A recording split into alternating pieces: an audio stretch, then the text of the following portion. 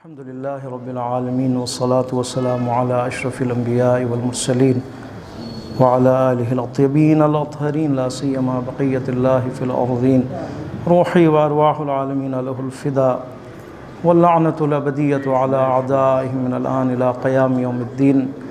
أما بعد فقد قال الله تبارك وتعالى في كتابه المجيد وفرقانه الحميد وقوله الحق. اعوذ باللہ من الشیطان الرجیم بسم اللہ الرحمن الرحیم. ووصى بها إبراهيم بنيه ويعقوب يا بني إن الله اصطفى لكم الدين فلا تموتن إلا وأنتم مسلمون. أم كنتم شهداء إذ حضر يعقوب الموت إذ قال لبنيه ما تعبدون من بعدي قالوا نعبد إلهك وإله آبائك إبراهيم وإسماعيل وإسحاق إلها واحدا ونحن له مسلمون. تلك أمة قد خلت لها ما كسبت ولكم ما كسبتم ولا تسألون عما كانوا يعملون. ہماری گفتگو 132، 133 اور 134 نمبر آیت میں سورہ بقرہ کی موضوع سخن ہے ابراہیم شناسی. پروردگار عالم ان آیات میں بھی حضرت ابراہیم علیہ السلام کے حوالے سے آپ کی اس وصیت الہی کو بیان فرما رہا ہے. وصیت بہت ہی اہم مسئلہ ہے، ایک مستحبی عمل ہے کہ انسان مومن اور مسلمان وصیت جو ہے وہ دے، وصیت جو ہے وہ کہے، وصیت تیار کرے. اپنی وصیت میں جو باتیں خاص آئندہ موت کے بعد جو اس سے متعلق ہے، جو اس کے رشتہ داروں سے متعلق ہے، جو اس کے والدین سے متعلق ہے، جو اس کی عبادات سے متعلق ہے، اپنی زندگی سے متعلق ہے، جو اس کے زندگی میں جو اس کے لیے قرض ہے، مقروض ہے کسی کا، اس سے متعلق ہے، ان کو بیان کرے، یا زبانی بیان کرے یا کتبی بیان کرے. اسے کہتے ہیں وصیت. وصیت یعنی سفارش، لکھنا یا بتا دینا کہ یہ مسائل ہے، یہ مشکلات ہے، یہ حالت ہے میری. لہٰذا وصیت کی دو قسمیں، وصیت تملیکی ہے، وصیت عہدی ہے. وصیت تملیکی میں یہ کہ آپ وصیت میں کسی کو مالک بنا دیں. اپنی زندگی کے بعد آپ کسی کو اپنے گھر کا، اپنے مکان کا، اپنی زمین کا، اپنے درخت کا مالک بنا دیں. ان کو مالک ہیں کہ میرے بعد یہ مالک ہوں گے اس گھر کا، یہ دکان کے مالک وہ ہوں گے اور کوئی نہیں ہوگا، میری فیکٹری کا مالک فلان شخص ہوگا اور کوئی نہیں ہوگا. یہ کہتے ہیں وصیت تملیکی. ایک ہے وصیت عہدی. وصیت عہدی یعنی وہاں پہ آپ کسی کو مالک نہیں بنا رہے، کسی کو ذمہ داری سونپ رہے ہیں. اسے کہتے ہیں وصیت عہدی، یعنی اس کے عہدے میں، اس کے ذمہ داری میں کوئی چیز آپ دے رہے ہیں. یعنی اس کے بعد، میرے بعد جب میری موت واقع ہوگی تو میرے کفن کا ذمہ دار یہ ہوگا، میرے دفن کا ذمہ دار یہ ہوگا، میرے قرض دینے کا ذمہ دار فلان شخص ہوگا. اسی طرح باقی مسائل جو بھی انسان ذمہ داری ادا کر سکتا ہے اسے کہتے ہیں وصیت عہدی. قرآن نے اس کی طرف گفتگو کی ہے. اب دیکھیں سورہ بقرہ 180 بعد میں انشاءاللہ اس آیت میں جب ہم پہنچیں گے تو مکمل وضاحت جو ہوگی، لیکن اس لیے صرف کہ قرآن نے بھی اس کو بیان کیا ہے. دلیل کے طور پر سورہ بقرہ 180 نمبر آیت، وہاں پہ کیا فرماتے ہیں؟ کتب علیکم اذا حضر احدکم الموت ان ترک خیرا الوصیۃ.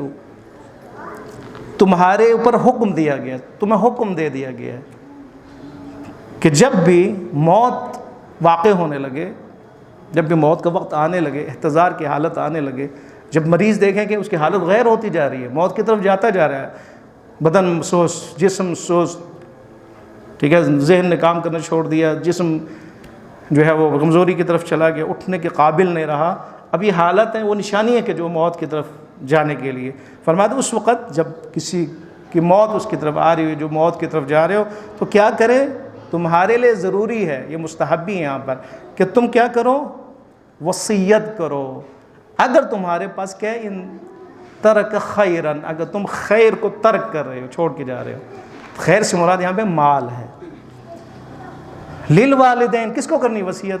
والدین کو کریں، حق ہے والدین کا، والدین کے لیے وصیت کریں، یعنی والدین کے لیے کہیں کہ میرا مکان، میرا فلان، میرے چیزیں، میرا مال، میری دولت، یا اقربین یا اقربا کے رشتہ داروں کے لیے آپ کریں بالمعروف، لیکن معروف کے ساتھ ہونا چاہیے۔ اس وصیت میں کوئی گڑبڑ نہیں ہونی چاہیے، وصیت میں کوئی زیادتی نہیں ہونی چاہیے، اس وصیت میں کوئی دھوکہ بازی نہیں ہونی چاہیے، اس وصیت میں کوئی کسی کو کا حق تلفی نہیں ہونے چاہیے۔ حق علی المتقین، جو حق ہے متقین کے لیے۔ یہ ہے قرآن کی آیت جو اس نے صریحاً وصیت کو بیان کیا کہ اگر تمہارے پر مال ہے، تمہارے پاس اگر کوئی چیز ہے، ترکہ ہے، تو اس کے لیے وصیت کرو۔ البتہ وصیت میں 1/3 آپ وصیت کر سکتے ہیں اور باقی 2 نہیں کر سکتے، وہاں پہ تقسیم ہے۔ ہاں اگر اس نے اجازت دی، اگر ورثہ نے اجازت دی تو ہاں وہاں پہ 1/3 سے بھی زیادہ جو ہے وہ ان کو دی جا سکتی ہے، لیکن شرعی طور پر کیا ہے، وصیت صرف 1/3 کو کر سکتے ہیں۔ اگر آپ کے پاس 1/3 سرمایہ ترکہ ہے تو آپ 1 کو صرف آپ وصیت کے طور پر کر سکتے ہیں، باقی 2 کو نہیں کر سکتے، وہ تقسیم ہونا ہے اس نے بعد میں۔ لہٰذا معروف طریقے سے، زیادتی نہ ہو، حق تلفی نہ ہو، مشکلات نہ ہو، کسی دشمنی نہ ہو، کرتے وقت کسی کا کینہ نہ ہو، ٹھیک ہے نہیں؟ وصیت میں بھی کیا ہے، ایمانداری شرط ہے، وصیت میں بھی اخلاص شرط ہے، وصیت میں بھی جو ہے بے ایمانی نہیں ہونی چاہیے۔ وصیت کے بارے میں یہاں تک فرمایا گیا جو بھی وصیت کرتا ہے وہ شہید کی موت مرتا ہے، اور جو وصیت نہیں کرتا وہ کفر کی موت مرتا ہے۔ یہ دونوں روایتیں موجود ہیں۔ جو وصیت کرتا ہے وہ کیا ہے، شہید کی موت ہے، جو نہیں کرتا وہ کیا ہے، کفر کی موت ہے۔ وصیت اتنا اہم ہے، فلسفے وصیت کو اتنا کیوں اہم ہے؟ اس لیے کہ اگر آپ وصیت کریں گے تو حق تلفی نہیں ہوگی، آپ کے بعد لڑائی نہیں ہوگی، جھگڑا نہیں ہوگا، حق تلفی نہیں ہوگی، مسائل کھڑے نہیں ہوں گے، ناامنی نہیں ہوگی، گھریلو جھگڑے نہیں ہوں گے۔ وصیت کا جو فلسفہ ہے ان میں سے ایک کیا ہے، تاکہ کسی کا حق ضائع نہ ہو، ہر کسی کو بعد میں حق ملے۔ 2 فلسفہ دوم کیا ہے، اس لیے کہ وہ کام جو اپنی زندگی میں نہیں کر سکا، مرنے والا بعد میں جو کسی کو وصیت کے ذریعے انجام دے، ٹھیک ہے نا؟ اگر اس نے ایک مسجد بنانی تھی، نہیں بنا سکا، عمر نے تقاضا نہیں کیا، لیکن وہ وصیت میں کرے کہ ہاں میرے بعد ایک مسجد بنانی ہے، اے ورثہ، تو کیا ہوا اس سے، وہ کام جو وہ اپنی زندگی میں نہیں کر سکا، وصیت کے ذریعے وہ کیا ہے، مرنے کے بعد بھی وہ کر سکتا ہے۔ یہ ہے فلسفہ وصیت۔ تیسرا فلسفہ کیا ہے وصیت کا فلسفہ؟ یہ کہ اپنے اعمال کے لیے وہ، اس کا مطلب حساس ہے، وہ نماز اس کی رہ گئی، روزے رہ گئے، حج رہ گئے، باقی چیزیں رہ گئی ہے، وصیت میں کیا ہوگا، اس کا مطلب وہ بڑا احساس کرنے والا، مسئول ہے، وہ ذمہ داری کا احساس کرنے والا ہے۔ جو رہ گئی ہیں اعمال، وصیت کے ذریعے وہ اعمال دیے جا سکتے ہیں، یہ اس کے لیے فائدہ ہے۔ جو نمازیں رہ گئی وہ وصیت کرے گا میری اتنی نمازیں ہیں، وہ بھی اس کے لیے فائدہ ہو گیا، وہ پھنسے گا نہیں، وہ آخرت قربی زندگی میں پھنسے گا نہیں۔ آخری کیا ہے، تاکہ ثروت کی تقسیم میں آسانی ہو، وصیت کرے گا، ہاں اس کو اتنا، اس کو اتنا، فلان بیٹے کو اتنا، بیٹی کو اتنا، اتنے میرے ہیں، اتنے پلاٹس ہیں میرے، اتنے گھر ہیں میرے، اتنی زمینیں ہیں میرے، اتنا بینک بیلنس ہے، ان کو اتنا دینا، خوب فساد نہیں ہے، تقسیم ہوگی، مسئلہ حل ہو گیا۔ یہ ہے وصیت، شریعت میں اتنی اس کی اہمیت ہے۔ وصیت تملیکی، وصیت عہدی۔ ایک وصیت نصیحت کے لیے ہے، بہت اہم ہے یہ وصیت بمعنی نصیحت۔ حضرت ابراہیم علیہ السلام، یعقوب علیہ السلام نے جو وصیت کی ہے، اور اس آیت میں خدا نے اس کو کوڈ کیا ہے اور کہا ہے کیا وصیت کی ہے، کیا وصیت کی ہے۔ یہ وصیت کون سی وصیت ہے؟ نصیحت والی وصیت ہے، بہت اہم ہے کہ جو مرنے والا ہے نصیحت کرے اس کو، اپنے اولاد کو ایک وصیت کرے، ایک نصیحت کرے جو اس کے لیے رول ماڈل ہو، جو اس کے لیے شعور کا باعث ہو۔ جب بھی اس کو کھولے اس کے آنکھوں میں آنسو آئے، اس کو اپنی ذمہ داری کا احساس ہو، یہ نہیں ہو صرف میرے پلاٹ اتنے پس تیرے لیے، فلان زمینیں پس تیرے لیے، میری اتنی نمازی ہو، تو اس کے ساتھ مربوط ہے نا، مال اس کے دنیا کے ساتھ مربوط ہے، لیکن جو اس کے آخرت کے ساتھ مربوط ہے وہ کیا ہے؟ اخلاقی وصیت، شعور دینے والی وصیت، بصیرت دینے والی وصیت۔ قرآن نے اس لیے اس کو قرآن میں جگہ دی ہے، اس وصیت ابراہیم اور وصیت یعقوب کو قرآن میں بتایا ہے ہمارے اور آپ کے لیے کہ کتنی اہمیت ہے۔ سبحان اللہ۔ ہمارے یہاں پہ نہیں ہے، لیکن آپ ایران میں اگر جائیں تو وہاں پہ شہداء میں، ایران عراق جنگ میں لاکھوں شہداء، لاکھوں وصیتیں موجود ہیں، اور اردو میں بعض ترجمے بھی ہو چکے ہیں۔ وصیت چھوٹے چھوٹے کتنے شہداء تھے، 17 سال کا شہید، 13 سال کا شہید، 15 سال کا شہید، انہوں نے وصیت کی ہے، وصیت کی ہے. اور عجیب و غریب وصیت، ایک وصیت اس کو کوٹ کرتا ہوں آپ کے سامنے، دیکھیں ایک 20 سال سے کم عمر ایک بچہ ہے، اس نے وصیت کی ہے، اس کا شعور آپ چیک کریں کیا کہتا ہے. کہتا ہے کہ وصیت میں کہتا ہے کہ میں نے ابھی تک یہ سمجھا تھا کیونکہ ہم دنیا کی محبت میں گرفتار ہیں اس لیے ہم خدا سے دور ہیں، لیکن شہداء نے ہمیں یہ بتایا کہ نہیں، ایسا نہیں ہے، ہم اس لیے گرفتار ہیں کیونکہ خدا سے دور ہے. سمجھیں آپ بات، یہ کون کر رہا ہے؟ 15 سے 20 سال کا ایک چھوٹا بچہ جس نے شہداء کی بات کی اور کہا کہ شہداء نے ہمیں بتایا ہے. ہمارے ذہن میں پہلے کیا تھا؟ یہ تھا کہ ہم محبت دنیا میں، شہوتوں میں اگر گرفتار ہے، دنیا کی محبت میں گرفتار ہے، کسی کے حسن میں اگر ہم گرفتار ہیں، ان گرفتاریوں کی وجہ سے ہم اللہ سے دور ہے. کہتا یہ نہیں ہے. آپ کیوں اپنے آپ کو پھنسا رہے ہو؟ کیوں ماجرا کو لمبا کر رہے ہو؟ کیوں کہہ رہے ہو یہ بہانہ ہے، یہ اس نے جو مجھے خدا سے، نہیں، مسئلہ صرف بالکل آسان ہے، 2 4 ہے. وہ کیا ہے؟ اللہ سے دور ہے، ختم. اس لیے ہم گرفتار ہیں. شہیدوں نے ہمیں بتایا ہے ہم اللہ سے دور ہیں اس لیے ہم محبت دنیا میں گرفتار ہیں، نہ کہ محبت دنیا کی وجہ سے ہم خدا سے دور ہیں. اس میں آپ غور و فکر کریں، کتنا عمیق ہے، کتنا شعور دینے والا ہے. شہداء نے ہمیں بتایا، یہ اس کا مطلب ہے اس کے لیے رول ماڈل شہید تھے، شہداء تھے، اور خود اس راستے پر چل کے شہید ہوا ہے اور آج اس کی وصیت زندہ ہے. شہداء غزہ جو آج غزہ کے اندر ہیں بمباری کے باوجود، آپ وہ کلپس بھی آپ دیکھ چکے ہیں جہاں پہ نیند نہیں ہے ان کے لیے، بچے نہیں سو سکتے، ان کے مائیں اور والدین نہیں سو سکتے، لیکن غیرت نے ان کو اسی شہر میں بسا کے رکھا ہے کہ ہم نے مقابلہ کرنا ہے، بے شک شہید ہو جائے. یہ شہید نے کیا کہا کہ شہداء نے ہمیں بتایا ہے کہ اللہ سے ہم دور ہیں، ٹھیک ہے، اس لیے ہم محبت دنیا میں گرفتار ہیں. شہید کون تھے؟ آزاد تھے، اللہ سے دور نہیں تھے، اللہ سے قریب تھے، اس لیے آزاد تھے. چلے گئے، آزادی چلے گئے، جگانے والے آزاد ہیں، میں بھی آزادی چاہتا ہوں. تو یہ شہید بھی چلا جاتا ہے. یہ وصیت کون سی وصیت ہے؟ شعور دینے والی وصیت ہے، بصیرت دینے والی وصیت ہے. آج بھی ملینز افراد ان وصیتوں کو جب دیکھتے ہیں تو بیدار ہو جاتے ہیں. سوئے ہوئے غفلت ہے تو غفلت سے نکل جاتے ہیں. یہ ہمارے لیے رول ماڈل ہے، جوانوں کے لیے، آپ کے لیے، میرے لیے، سب کے لیے. فرماتے ہیں، حدیث ہے، سزاوار نہیں ہے، یعنی ایک مومن اور مسلمان کے لیے، ان کے لیے یہ بہتر ہے کہ جب بھی وہ سوئے اپنے سرانے کے نیچے وصیت رکھے اپنے. یہ نہیں ہو سکتا ایک مسلمان ہو اور وہ بیگانہ ہو اپنی وصیت سے. بیگانہ ہو وصیت سے، یعنی کہ اس کو اصلا خبر نہیں ہے. حضرت ابراہیم علیہ السلام کی وصیت اس مفہوم کے تحت ہے، ٹھیک ہے. وَوَصَّى بِهَا إِبْرَاهِيمُ بَنِيهِ، ابراہیم علیہ السلام نے وصیت کی اس ابراہیمی دین کے بارے میں اپنے اولادوں کو. وَيَعْقُوب، اور یعقوب علیہ السلام نے بھی وصیت کی اپنی اولادوں کو. کیا کی؟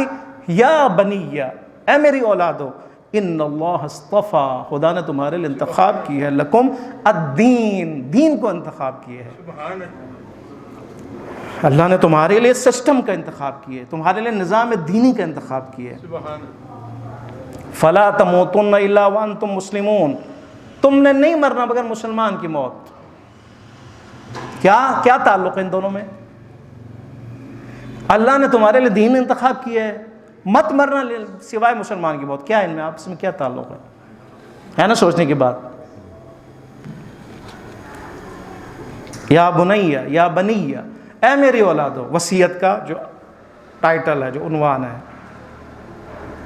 اے میری اولادو، ان اللہ اصطفیٰ لکم الدین، اللہ نے تمہارے لیے دین کا انتخاب کیا. فلا تموتن الا وانتم مسلمون، تم مت مرنا مگر تسلیم کی حالت میں مرنا. کیا ہے ان میں تعلق؟ کیا ہے تعلق؟ سمجھنے کی ضرورت ہے. یہ تعلق کیا ہے؟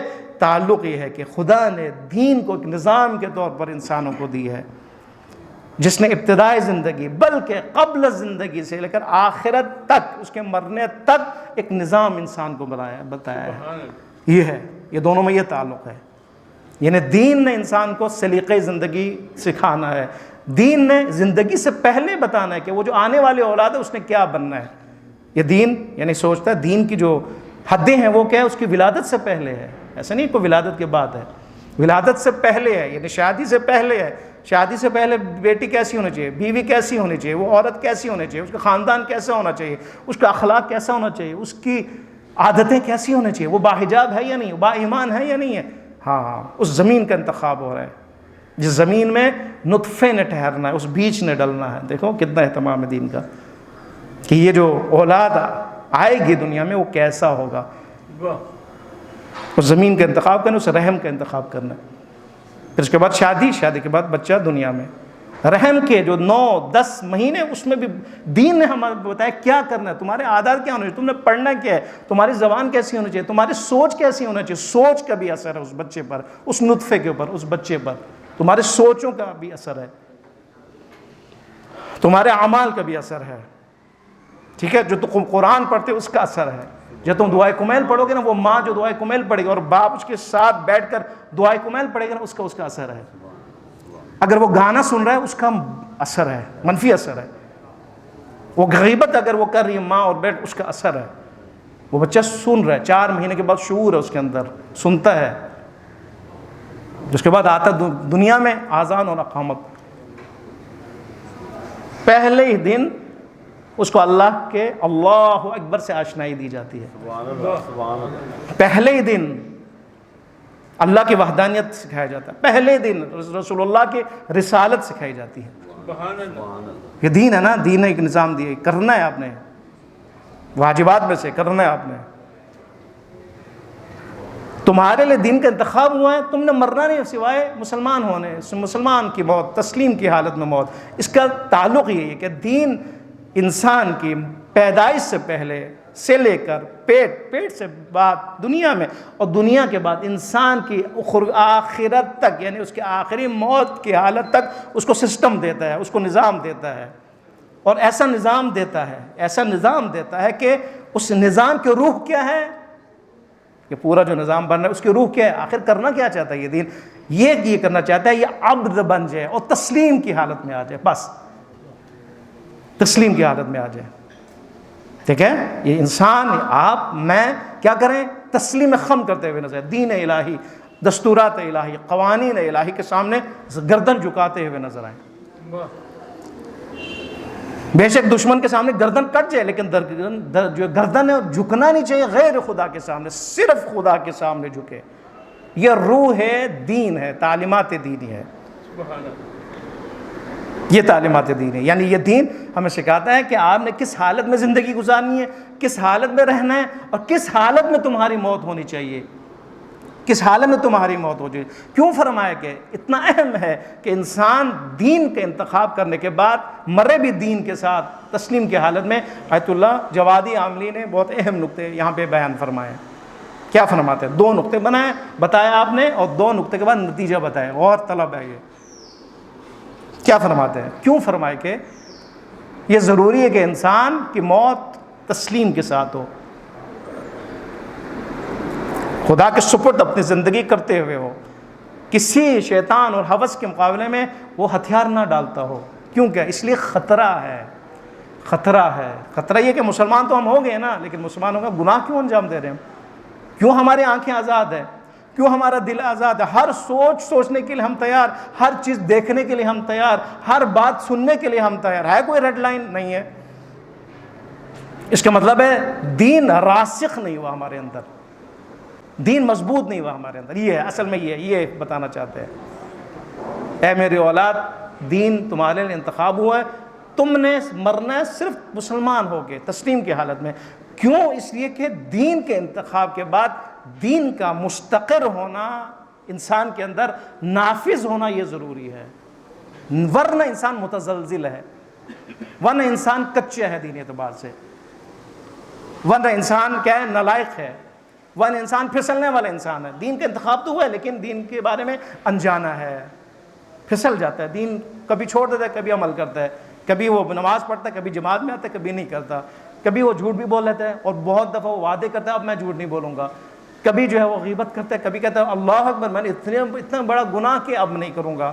کبھی وہ حرموں نامحرموں کو دیکھتا ہے، ایک دم اس کا ایمان تازہ ہو جاتا ہے، وہ پھر پلاننگ کرتا ہے کہ اب خدایا مجھے اس سے بچا. یہ کیوں ہو رہا ہے؟ کبھی آپ جا رہے ہیں دین کی طرف. کبھی دین نافذ ہو رہا ہے, کبھی دین نافذ نہیں ہو رہا, کبھی دین کو اگنور کر رہے ہیں, کبھی دین کو اہمیت دے رہے ہیں. کیوں؟ اس لیے کہ دین راسخ نہیں ہوا, مضبوط نہیں ہوا. اور دوسری طرف آیت اللہ عظمیٰ جواد عاملی کیا فرماتے ہیں؟ ایک طرف یہ ہے, ٹھیک ہے, ایک طرف یہ خطرہ موجود ہے کہ دین مضبوط نہ ہو انسان کا, اور نہ انسان کے اس قد پر 5-6 فٹ 4 فٹ کے اس قد پر دین صحیح طور پر نافذ نہ ہو, یہ خطرہ موجود ہے. دوسری طرف موت کے لیے وقت معین نہیں ہے, موت کے لیے وقت معین نہیں ہے. کبھی بھی موت آ سکتی ہے, ابھی آ سکتی ہے, جاتے وقت آ سکتی ہے, 1 سیکنڈ کے بعد آ سکتی ہے, 20 منٹ کے بعد آ سکتی ہے, 1 سال بعد موت آ سکتی ہے, کوئی معین نہیں. کس حالت میں موت نے آنا یہ بھی پتہ نہیں, کچھ بھی پتہ نہیں. ایک طرف دین کا رسوخ, دین کا نفاذ بہت اہم ہے, خطرہ ہے کہ دین کچا رہ جائے, ٹھیک ہے, دین مضبوط نہ ہو, انسان پھسلتا ہوا انسان مومن نظر آئے, کبھی اسلام تسلیم کی حالت میں, کبھی غیر تسلیم کی حالت میں. دوسری طرف موت برحق ہے اور موت کا کوئی وقت معین نہیں ہے.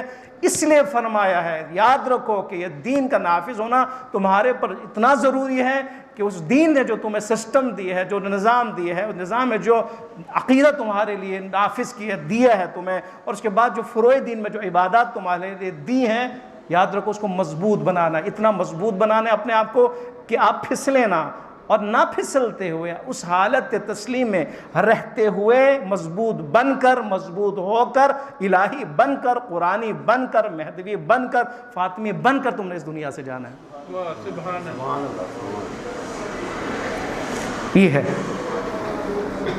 وَوَصَّى بِهَا إِبْرَاهِيمُ بَنِيهِ وَيَعْقُوبُ یا بنی ان اللہ اصطفیٰ لکم الدین فلا تموتن الا وانتم مسلمون. اس کے بعد ایک شبہے کا جواب دیے. یہودیوں نے کہا کہ حضرت یعقوب علیہ السلام, کیونکہ حضرت یعقوب سے, کیونکہ آپ کا لقب ہے اسرائیل, بنی اسرائیل یعقوب علیہ السلام کی قوم ہے, جو آگے چلتا چلتا چلتا حتیٰ کہ حضرت عیسیٰ علیہ السلام, اس کے بعد رسول خدا آئے, پھر بنی اسماعیل شروع ہوا, ٹھیک ہے. یہودیوں نے, جن کا تعلق حضرت یعقوب سے, انہوں نے کیا کہا رسول اللہ کے زمانے میں, ان کی جو شعار ان کا یہ تھا, ان کی بات یہ تھی, ان کی دلیل یہ تھی, ہم کیوں یہ مسلمان ہوں, ہم کیوں مسلمان ہوں. حضرت یعقوب نے جو وصیت کی ہے وہ وصیت یہودی مذہب کے بارے میں کی تھی, ہے ہو گیا نا شبہ. ہاں, کہا کہ حضرت یعقوب نے جو وصیتیں کی تھی نا اپنے اولادوں کو, ہم بھی انہی میں سے شامل ہیں. آج کتنے ہزاروں سال بعد وہ وصیت یہ تھی کہ اے انسانوں, اے میرے قوم, اے میرے ابناء, اے میرے اولادوں, تم نے دین یہودیت پہ ہی رہنا ہے, اصل دین تمہارا دین یہودی ہے. جواب دیا اگلی آیت میں, ام کنتم شہداء اذ حضر یعقوب الموت, جب حضرت یعقوب جب دنیا سے جا رہے تھے تم آیا وہاں پہ موجود تھے؟ تم جو کہہ رہے ہو کہ حضرت یعقوب نے جو وصیت کی تھی وہ یہ تھی کہ دین یہود پہ قائم رہو, اسلام کا کوئی وہ نہیں ہے, اسلام کا کوئی دین جو ہے اس کا کانسیپٹ نہیں ہے.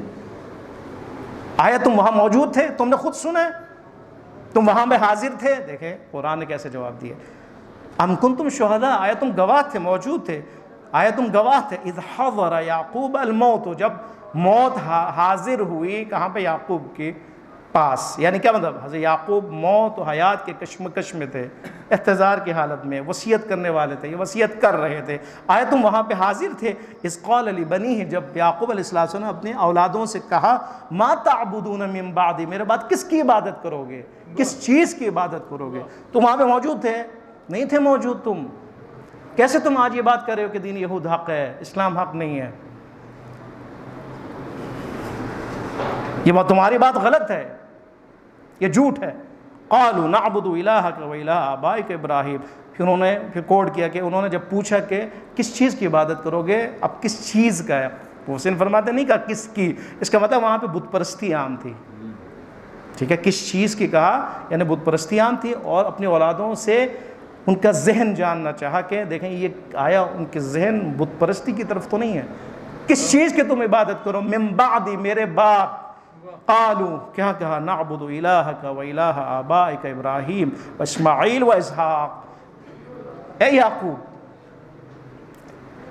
ہم عبادت کرتے ہیں الہ کا، تیرے معبود کی، ہم عبادت کرتے ہیں یا کریں گے آپ کے آبا، آپ کے باپ دادا ابراہیم اسماعیل اسحاق کے الہ کی، ان کے رب کی ہم عبادت کریں گے، یہ کرتے ہیں۔ انہوں نے یہ بات کی ہے۔ حضرت ابراہیم علیہ السلام، حضرت اسماعیل، حضرت اسحاق، ابراہیم آپ کے جد ہیں حضرت یعقوب کے، اسماعیل چچا ہیں اور اسحاق والد ہیں۔ آبا کا لفظ استعمال کیا، آبا یعنی دادا اور ان کے والد، دادا ابراہیم، اسماعیل ان کے چچا ہیں، وہ بھی اب کی جگہ پر، باپ کی جگہ پر، اسحاق ویسے بھی ان کے والد گرامی ہیں۔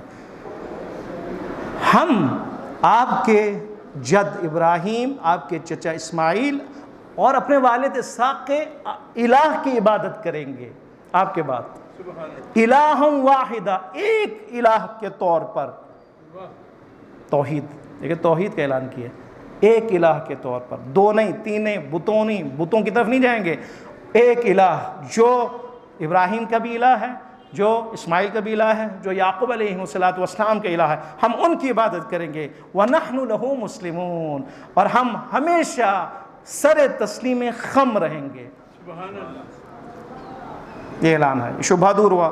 اس کے بعد آخر آیت میں فرماتے ہیں تِلْكَ أُمَّةٌ، تمہارے لیے یہ جو امتیں ہیں نا یہ گزر چکی ہے۔ ایک اور شبہ کہ جہاں پر ہم بھی شامل ہیں، یہودی شامل تھے۔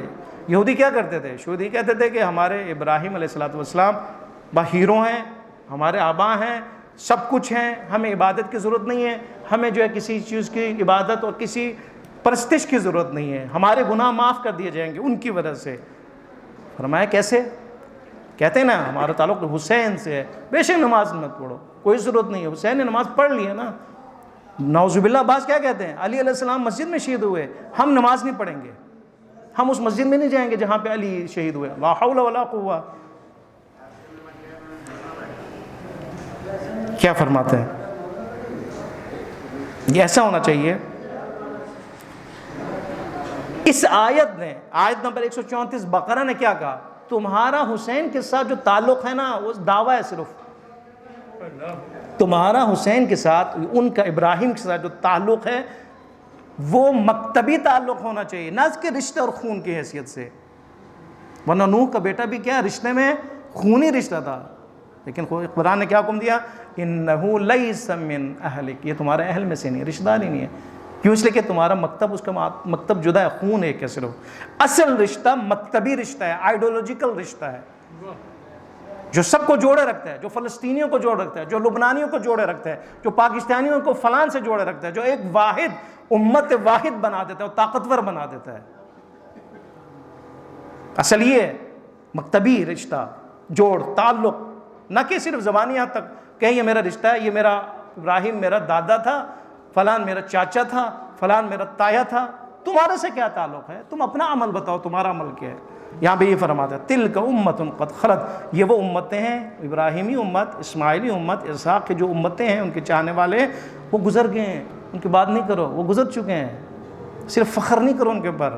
اگر تمہارا مکتبی تعلق نہیں ہے تو فخر کی کوئی گنجائش نہیں ہے۔ تعلق مکتبی اور عملی ہے، ہاں فخر کرو کہ تم ان جیسا بن گئے ہو، نہیں ہے تو فخر بیکار ہے۔ تِلْكَ أُمَّةٌ، یہ وہ امتیں تھیں، قد خلت، یہ گزر چکی ہے، ان کی تاریخ گزر چکی ہے، لہا ما کسبت، ان کے لیے وہ ہے جو انہوں نے عمل انجام دیا ہے، وَلَكُمْ، تمہارے لیے وہ جو تم انجام دو گے، نہ کہ وہ جو انجام دیں گے تمہارے حصے میں آئے گا، یہ نہیں ہے۔ انہوں نے اپنی ذمہ داریاں ادا کی ہیں، محنت کی ہے، مشقت کی ہے، قربانی دی ہے، سب کچھ دیا، تمہارے سے کیا تعلق ہے؟ تم کھا رہے ہو، پی رہے ہو، عیش کر رہے ہو، ان کے نام پہ پلاٹ لے رہے ہو، ان کے نام پہ تم پتہ کیا کیا کہہ رہے ہو، تمہاروں کے ساتھ کیا تعلق ہے؟ ان کے نام کو استعمال کر رہے ہو، اسے کہتے ہیں مذہبی استعمال، کارڈ، مذہبی کارڈ اس کو کہتے ہیں۔ فرماتے ہیں وہ امتیں جو گزر چکے ہیں ان کے لیے وہی ہے جو انہوں نے ان کا انجام دیے، اگر جنت تو ان کے لیے وہی، جہنم میں تو ان کے لیے ہے، ان کے لیے ان کے عمل کی وجہ، اور تم نے وہ، تمہارے لیے وہ جو تم نے انجام دیے ہے۔ وَلَكُمْ مَا كَسَبْتُمْ وَلَا تُسْأَلُونَ، اور تم سے وہ سوال نہیں کیا جائے گا بِمَا كَانُوا يَعْمَلُونَ، جو انہوں نے انجام دیے، تم سے سوال نہیں کیا جائے گا، تمہارے بارے میں سوال تمہارے اپنے عمل کے بارے میں ہوگا، لہٰذا خبردار خبردار، لقلقے زبانی نہیں بلکہ سر تسلیم خم ہونے کے لیے، جانے کے لیے، جو دین کی جو سسٹم ہے اس کی روح ہے کہ وہ دین ہمیں کہاں لے کے جانا چاہتا ہے، تسلیم خم کرواتے ہوئے نظر آنا چاہتا ہے، تاکہ ہم مسلمان حقیقی بن جائیں. بس یہ ہے، مسلمان حقیقی بن جائے. مسلمان حقیقی بن جائے یعنی کیا مطلب؟ رسول اللہ کے ساتھ عملی اور آئیڈیولوجیکل اور مکتبی طور پر ہم ایک ہو جائیں. امام جماعت جو اللہ فروز شریف کے ساتھ مکتبی عنوان سے اور دینی اعتبار سے اور نظریاتی اعتبار سے ایک ہو جائے. پھر ہمارے لیے فخر ہے، پھر ہمارے لیے مباحات ہے، پھر ہمارے لیے سب کچھ ہے، پھر ہمارے لیے طاقت بھی ہے، پھر ہمارے لیے قدرت بھی ہے، پھر وہیں پہ جو ہے وحدت بھی ہے، وہیں پہ جو ہے ایک ہونا بھی ہے، وہیں پہ انسجام بھی ہے، سب کچھ وہاں پہ. یہاں سے یہ روح نکلتی ہے، روح تسلیم، وہاں سے سارے مسائل شروع ہو جاتے ہیں. اس کو سمجھنے کی ضرورت ہے. انشاءاللہ پروردگار عالم کے حضور دعا کرتے ہیں، پروردگار عالم ہم سب کو قرآن کو سمجھنے، اس پر عمل کی توفیق عطا فرما. پروردگار بحق محمد و آل محمد اس نشست کو اپنی عبادت شمار فرما. اس کے اجر و ثواب کو ہم عطیہ کرتے ہیں انبیاء، اولیاء، اوصیاء، شہداء، بالخصوص شہداء انقلاب، شہداء لبنان، شہداء غزہ، شہداء یمن و شام، شہداء نائجیریا، شہداء عراق، شہداء افغانستان، شہداء پاکستان، حاضرین کے تمام مرحومین کی طرف پروردگار ان کے اجر عظیم عطا فرما، ان کے درجات کو جو بلند ہے بلند تر فرما. پروردگارہ ہم سب کو ان کی شفاعت سے بہرمند فرما، شہداء کے راہ پر چلنے کی توفیق عطا فرما. پروردگارہ منزل تسلیم تک ہمیں پہنچنے کی توفیق عطا فرما.